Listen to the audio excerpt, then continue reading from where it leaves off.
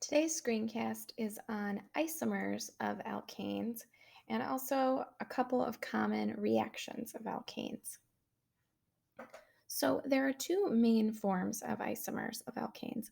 The first form is a structural or constitutional isomer, and those compounds have the same molecular formula, but an entirely different connectivity of their atoms. So, if we were to study butane, C4H10, we see that there are two structural or constitutional isomers of butane. One is the straight chain butane. So, we could connect our four carbons in a row to get the backbone of the straight chain butane. 1, 2, 3, 4 in a row. But if we go ahead and we erase a carbon off of that main chain and try to make an isomer of butane, the only spot to put an isomer is to put a carbon in the middle, and that would make the 2-methylpropane, which also has 4 carbons. And either way, you're still going to have 10 hydrogens.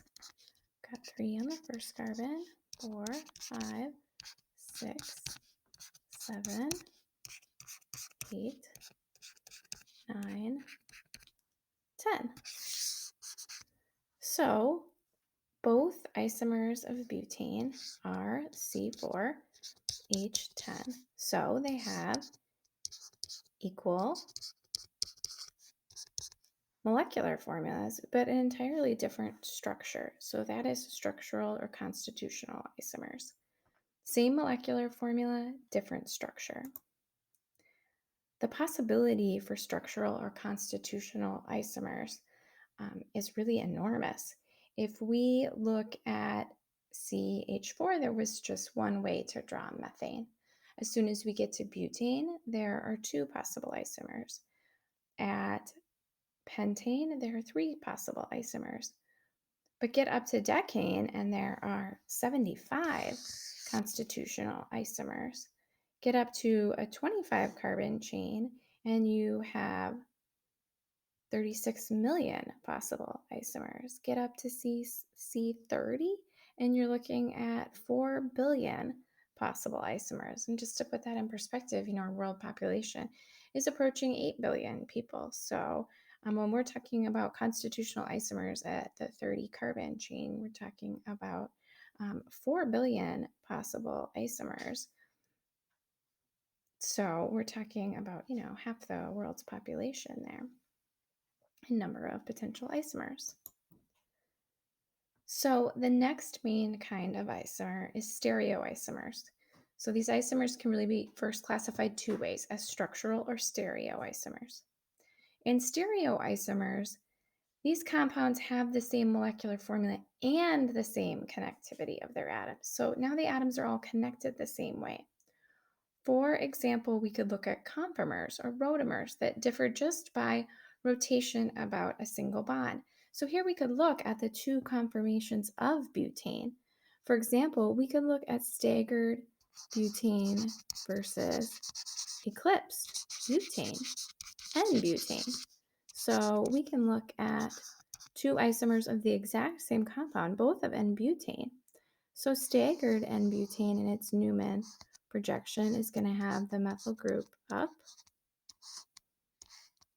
for example, and it might have the methyl group staggered as far apart as possible or straight down.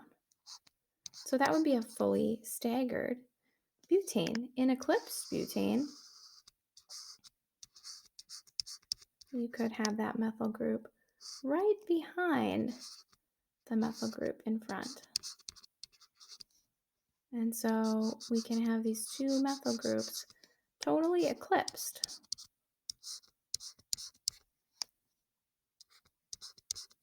And the hydrogens are eclipsing too.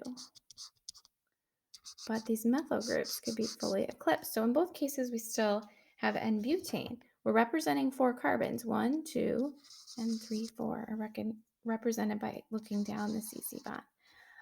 And so we still have butane in both cases, but we just have the 2 different conformers or rotamers. What about the chair and boat conformations of, say, cyclohexane?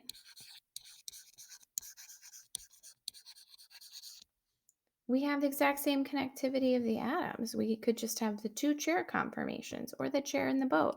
So we could have one chair conformation. We could rotate into a boat conformation, a rotamer. And then we could have the other chair conformation. And these conformers or rotamers are types of stereoisomers. The other key type of stereoisomer is a cis trans isomer.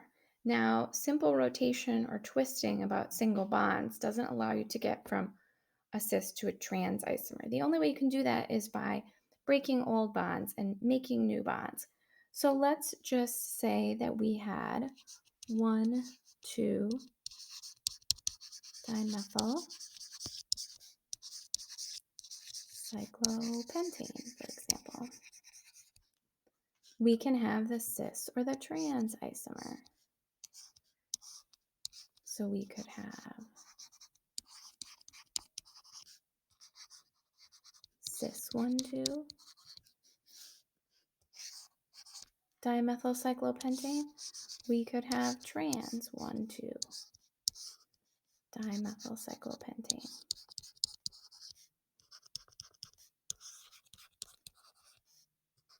If we're making models of these, we literally have to rip off one of the methyl groups, switch it with a hydrogen to make a cis isomer into a trans isomer. So we aren't able to just show any arrows or rotation here. We're not going to have a simple arrow like this. That's not going to allow us to flip between from one to the other.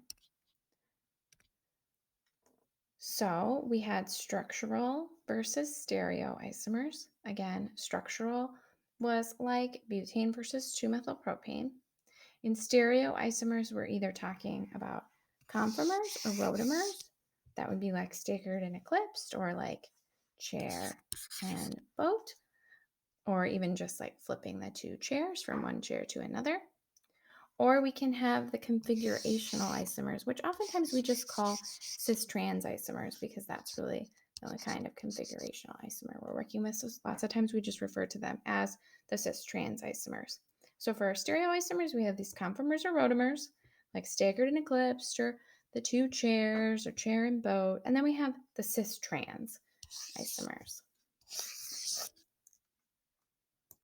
Now let's look a little bit at common reactions of some alkanes. Combustion is a key reaction of alkanes that we use as a key energy source for heat and power. And so if we look at combustion of methane or natural gas, complete combustion of methane for each methane molecule requires 2 oxygen molecules and produces a molecule of carbon dioxide and 2 molecules of water, and it releases heat energy.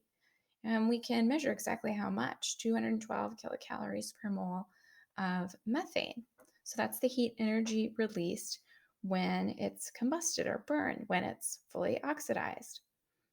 We can look at the complete combustion of propane.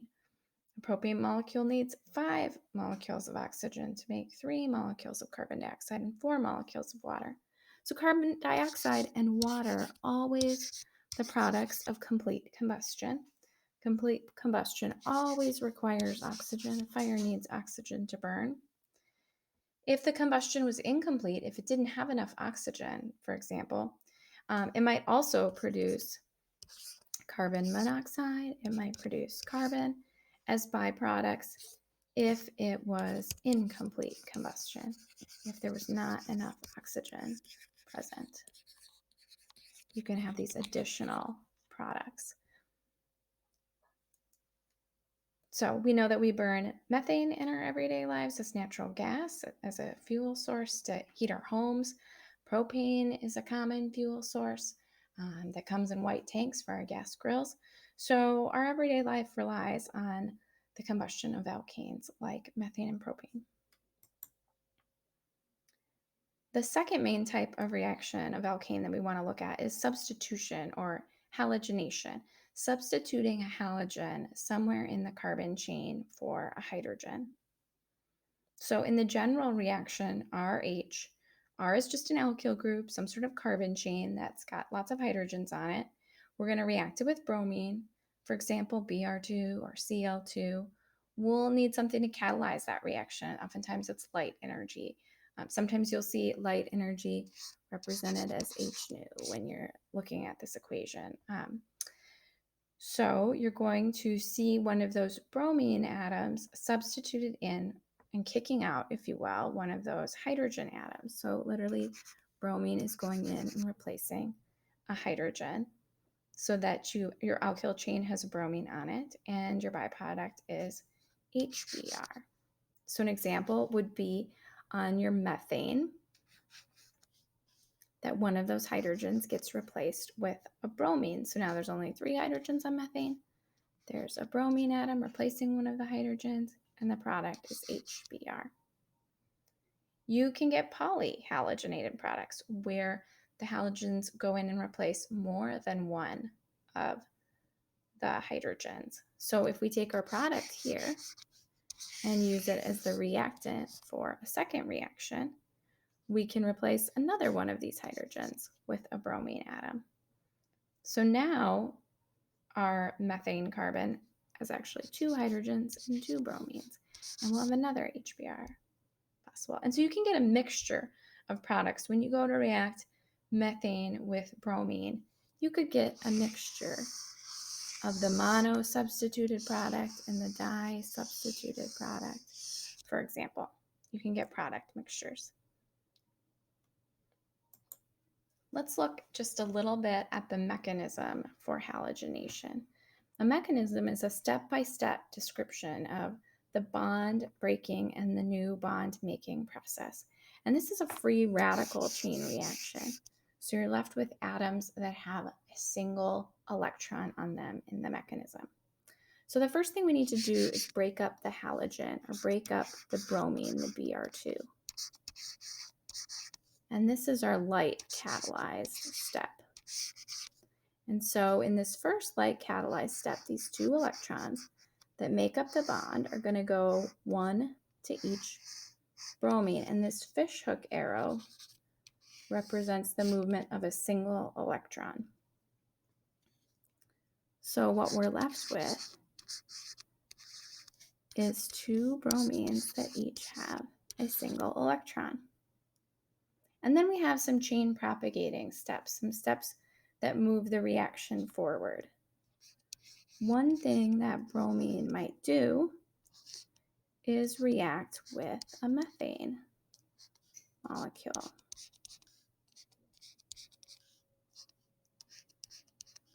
And so if it does that, it might break up one of these C to H bonds and send those electrons 1 in each direction. 1 electron might go back to the carbon, and 1 electron of the bond might join up with this bromine's electron.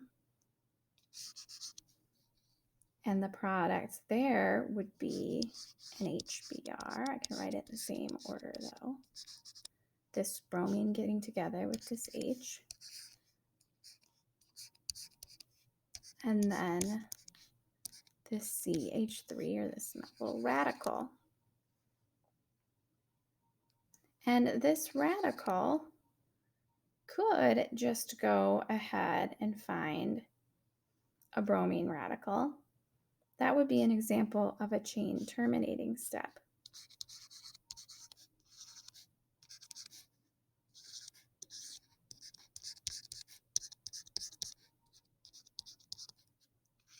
I would make my desired product if these 2 radicals just got together.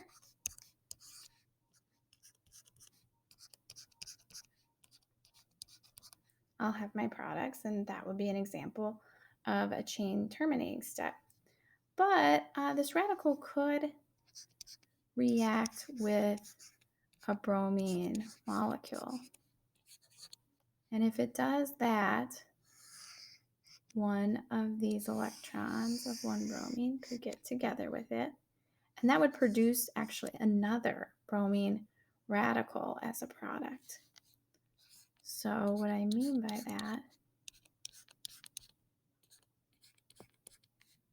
is I'll make my bromomethane, but I will also make, I'm trying to fit a good spot for this product, I will also make one more of these bromine radicals as a product, continuing the chain or propagating the chain reaction.